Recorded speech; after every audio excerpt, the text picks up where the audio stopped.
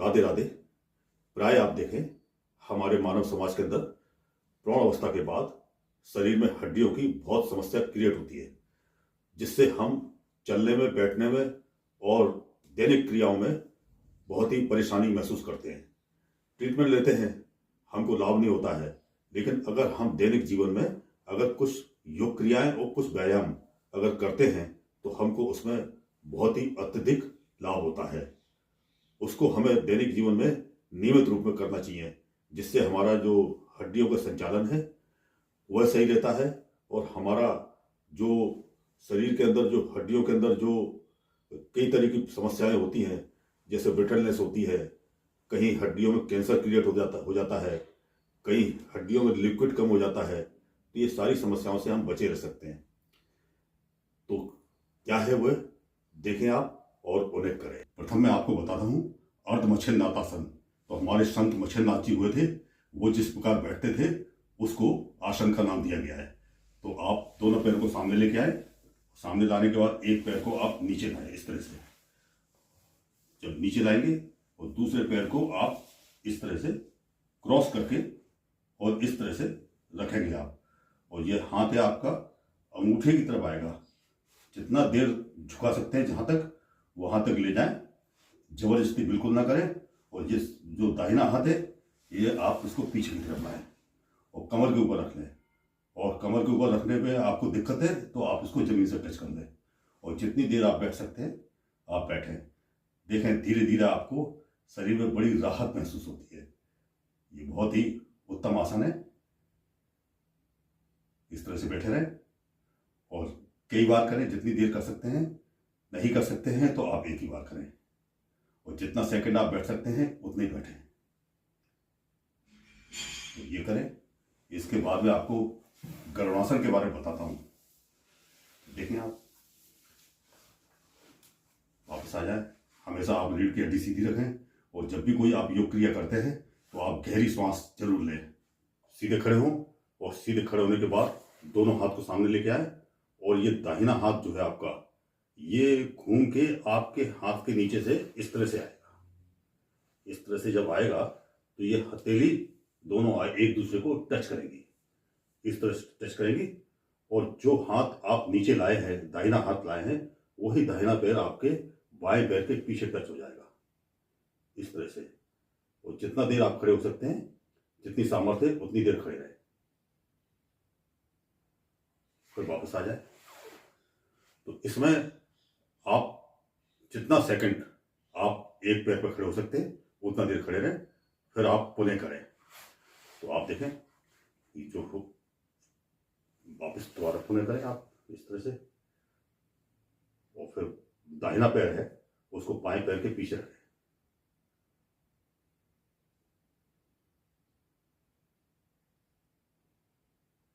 फिर वापस आए, और फिर ये क्रिया बाएं हाथ को नीचे लेके आए इस तरह से, और इस तरह से आप ज्वाइन करेंगे, और फिर बाएं पैर को दाहिने पैर के पीछे रखें।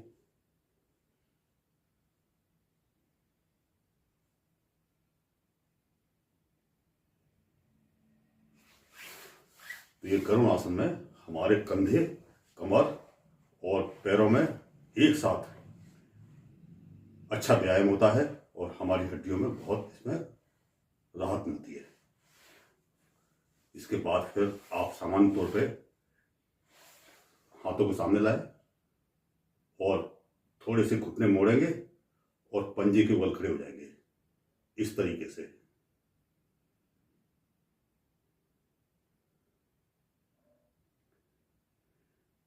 ये बेहद लाभकारी व्यायाम है, और शरीर में कंपन आने लगे तो आप सीधे हो जाएं, क्योंकि जो करते हैं उनको ज़्यादा अभ्यास होता है, और जो नए प्रारंभ कर रहे हैं उनके लिए काफ़ी देर तक खड़ा होना मुश्किल होता है। तो अगर कंपन आने लगे तो आप सीधे हो जाइए, पुनः करें आप।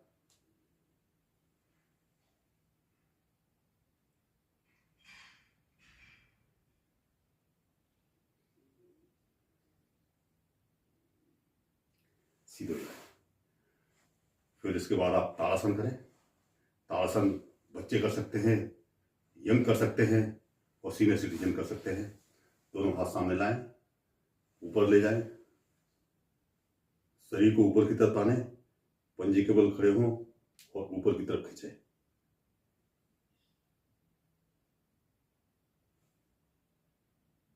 वापस आए, सीधे हो जाएं। और हर क्रिया के बाद गहरी सांस जरूर ले, जिससे हमारी ऑक्सीजन की आपूर्ति सही प्रकार से हो जाए। अब इसके बाद मैं आपको एक लेटने की क्रिया बताता हूं।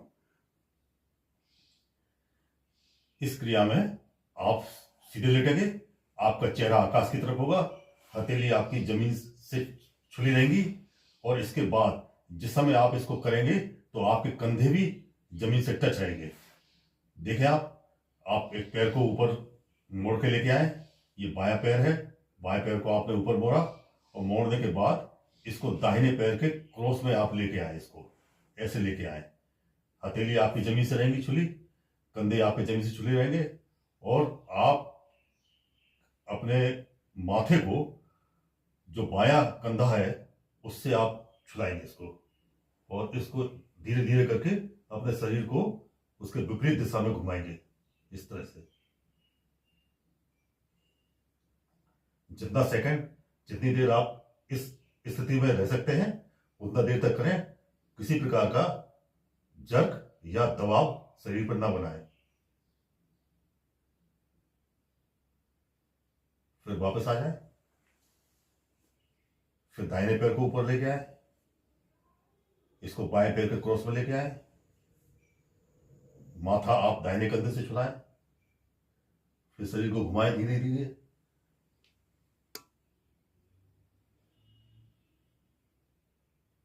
जितना देर स्थिर रह सकते हैं उतना रहें। फिर वापस आए, फिर बाएं पैर को ऊपर लाए, फिर दाहिने पैर की क्रॉस में लेके आए, माथे को बाएं कंधे की तरफ लेके आए और शरीर को घुमाए।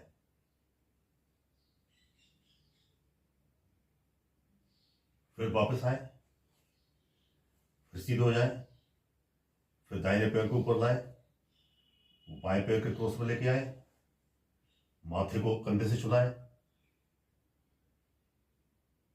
जितना सिर आपको घूमता है उतना ही घुमाए, उसमें आप जबरदस्ती बिल्कुल ना करें। तो धीरे धीरे शरीर को घुमाए।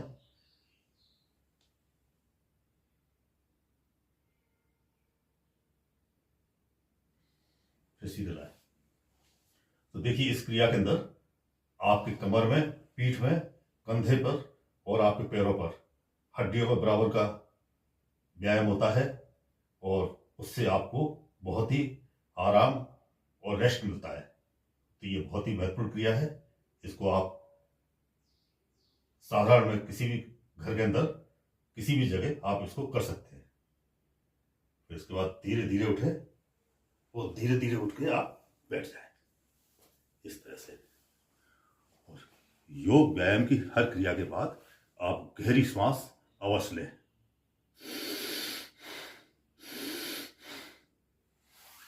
तो आगे देखें। तो ये योग और व्यायाम की कुछ क्रियाएं मैंने आपको बताई हैं।